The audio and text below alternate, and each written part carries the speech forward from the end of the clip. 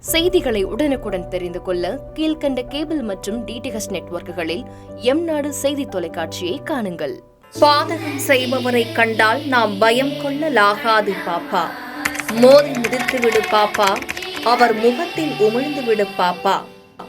அண்மை செய்திகளை உடனுக்குடன் தெரிந்து கொள்ள இணைந்திருங்கள் எம்நாடு தொலைக்காட்சியுடன்.